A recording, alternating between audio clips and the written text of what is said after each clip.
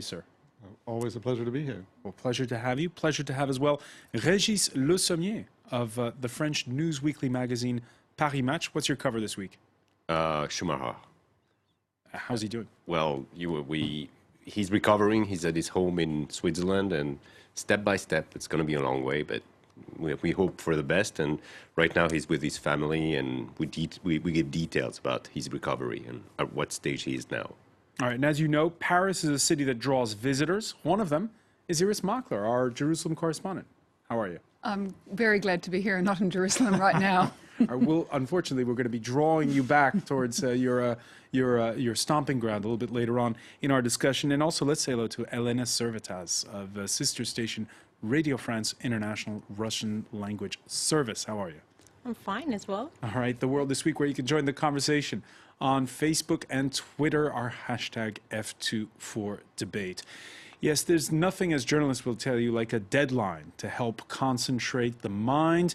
Iran nuclear talks into the home stretch. A Monday deadline is looming. Earlier in the day, it was said that the Iranian foreign minister would be going back to Tehran for consultations, that John Kerry would be coming back to Paris, where he was on Thursday. Instead, they'd gone into their second meeting of the day. There you see the big guns around the table ahead of that Monday deadline. There you see Chris Verdicki. I'll put the question that's up on the screen to you. Deal or no deal?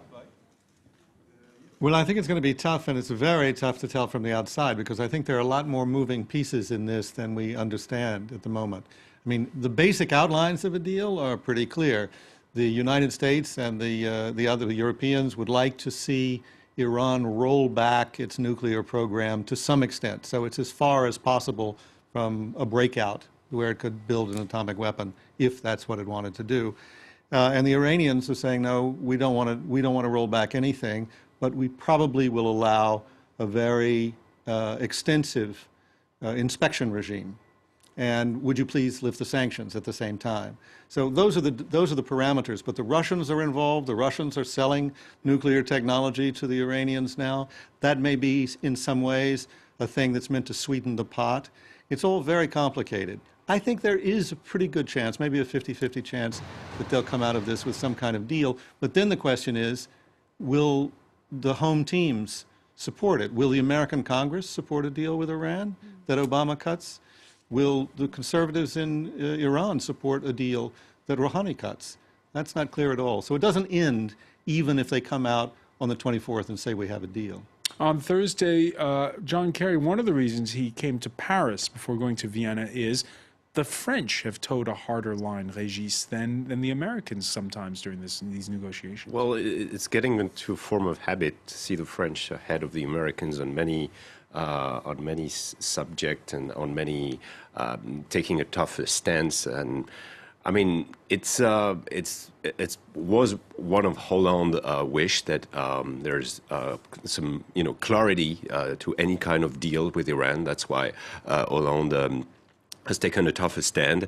We have seen the Americans, and I would add from what Christopher was saying, making a small move, like the letter Obama sent to the supreme leader in Iran was perceived at home as some form of negotiation, of some form of softening the U.S. position. I don't think it is as such, but it's a move, and the fact that the Iranians themselves are sitting around the table over there is already infuriating their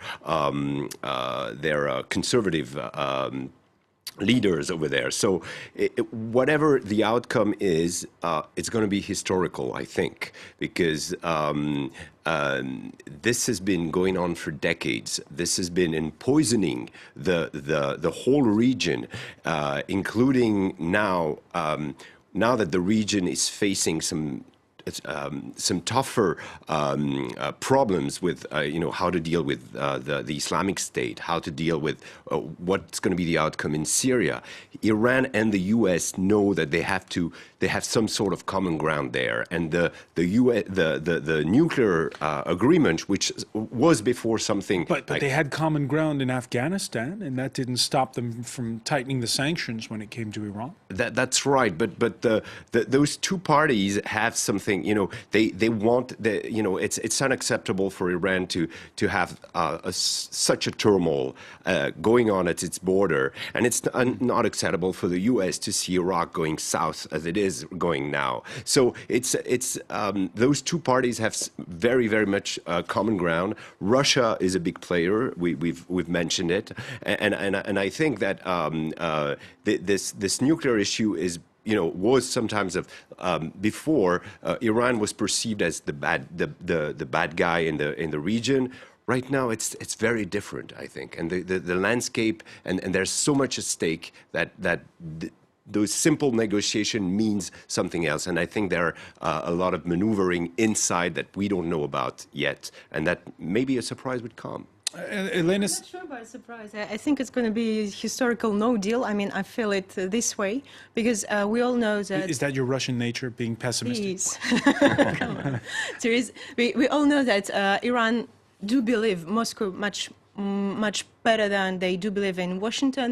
They know the position of the president of Barack Obama, and they see him like someone who wants to be in history, and they don't want to give him maybe this chance. We saw this agreement of 8 additional units that Moscow signed, and Western said, you didn't tell us before what you're going to do, but Russia never hid it, and they told, okay, we will not use it in the military dossiers. So, and anyway, I don't think they're going to be in any agreement because they understand, Tehran understand that even if they sign now, nobody will delete sanctions immediately. So that's the issue. That's the issue. One of the reactions, I'll put it to you, Iris, on Twitter. Is there any reason to believe that in a time of crisis, Iran will respect the deal?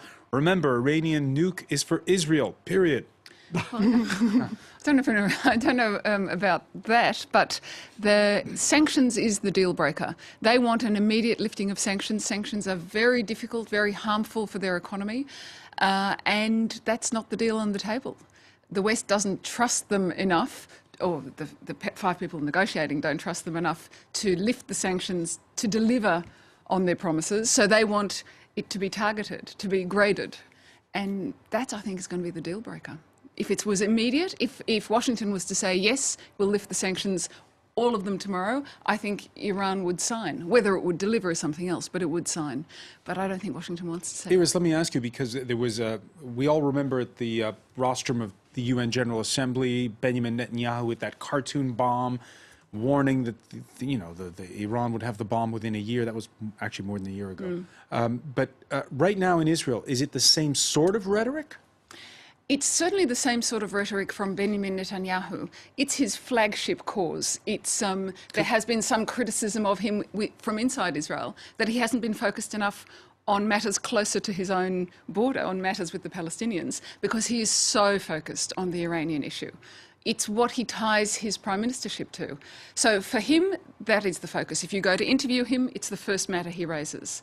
And so what are you saying? If there's a deal, that it's the kiss of death for him politically? I think almost personally, not politically. I don't think Israel will vote him out because of this. It's his personal concern, more than it is the nation's concern, more than it is the head of the Israeli Security Services concern. He has said, a former head of the Israeli Security Service says, that in case of Israel, Iran is 2, 3 or 4 on the list, that there are other greater dangers. This is Benjamin Netanyahu's personal concern, almost. The parties in Vienna, emphatic, it is going to be Monday or bust. And to those members of Congress who question my authority to make our immigration system work better, or question the wisdom of me acting where Congress has failed, I have one answer. Pass a bill. That was Barack Obama. We'll hear from him in a little bit. Yeah, John Kerry was telling reporters before he landed in Vienna it would be Monday or bust. We are not discussing extension. We are negotiating to try to get an agreement. And it's that simple. And look, if you get to the final hour and you're in need of having to look at alternatives or something, we'll look at them. I'm not telling you we're not going to look at something, but we're not looking at them. Not now. Ooh, did I hear a caveat there at the end of that remark? I certainly did, but he also sounds like he's absolutely exhausted. Doesn't he? You know, I mean, he says, no, we're not we're gonna meet the deadline. We're not talking about extension, but then maybe, you know, at the last hour. You know, so, I mean, I think you look at him, he looks just totally beat. Yeah. And I think they probably are. I think everybody is just going sleepless nights, one after another, trying to iron out all the many, many details that it takes to develop what ultimately should be a fairly simple deal. You freeze the nuclear development, you install an inspection regime, and you do that in a staged fashion with the lifting of the sanctions. And ought to be simple, but it's not. And one of the things that I think people don't understand about the Middle East, when we're talking about ISIS and the crisis on the border of Iran and whether we can work together with Iran, is that actually in the Middle East, the enemy of your enemy is not necessarily your friend. Very often, the enemy of your enemy remains your enemy. And I think that's what we see in the Middle East right now. There's what's called the P5+1 around the table, but then there are those who are not there. The Saudi foreign minister, he met with Kerry here in Paris. He's in Moscow this Friday. The Saudis needing appeasing as well while this is all going on. But actually, I was about to ask someone, when we speak about Israel, who cares so much about Iran, why don't we mention Saudi Arabia, what they think about it? Well, Saudi, I mean, Israel, I think, is concerned about Iran. Saudi, I think, is terrified of Iran.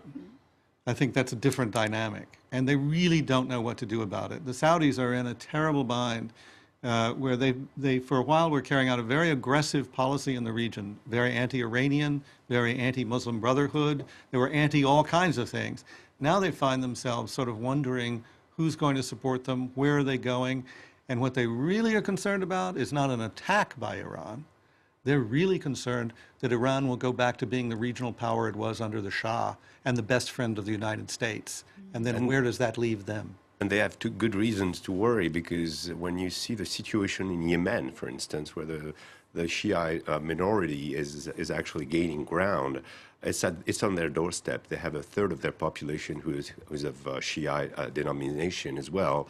And that population is precisely located where the oil is in Saudi Arabia. And that of course, Iran is maneuvering every piece of the Shiite world around in the area. So there's really a huge concern about, with Saudi Arabia about all this. Iris, let me rebound off what Christopher said about the enemies of your enemies not being your friends. Israel and Saudi Arabia, they have common cause here.